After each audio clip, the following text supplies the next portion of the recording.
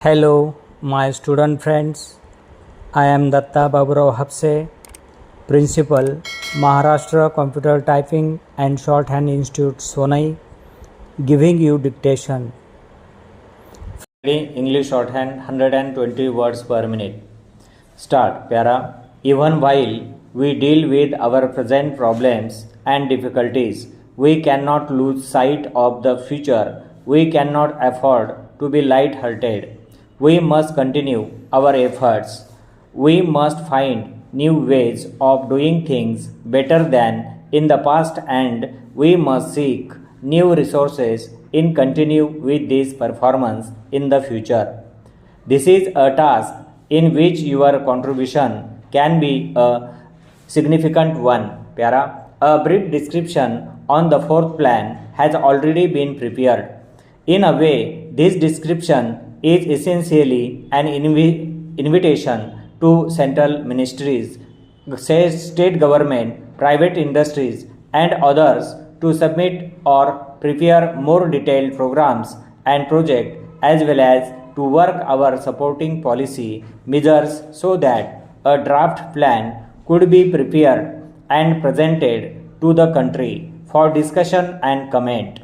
Without even a rough preliminary framework, the various agencies responsible for making detailed proposals do not have a reasonable basis for doing so.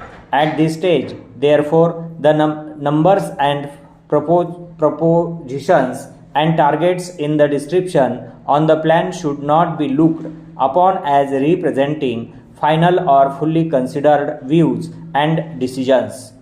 Much work remains to be done even before a draft of the plan could be submitted. Para. The stress in the fourth plan must be on the well-being of the common man. In the course of the next 10 years or so, it will be our endeavor to ensure a minimum living standard to our people.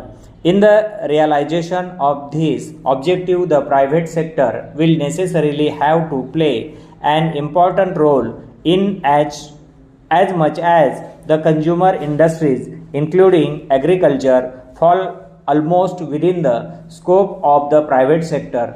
The investment anticipated in the private sector as a whole would be more than a third of the total investment in the fourth plan, and the share of the private sector in organized industries is expected to be almost half of the total investment in the industrial field.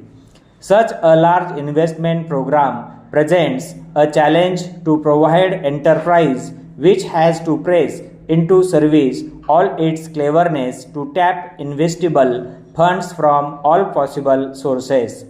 It would in particular be necessary to make special efforts for enlarging surpluses through cost reduction and increased efficiency, and to utilize them for reinvestment in the interest of the economy. The government on its part will do all it reasonably can to assist private enterprise to fulfill the targets assigned to it in the plan. Para. I know that there are many difficulties in the way of setting up new industries. The shortage of foreign exchange has been dogging us at every step. The aid which we receive from friendly countries no doubt makes a most valuable contribution. Private investment from abroad in appropriate fields, particularly in industries where we are seeking to introduce new techniques, has also to be stimulated, but we must intensify our efforts to increase exports.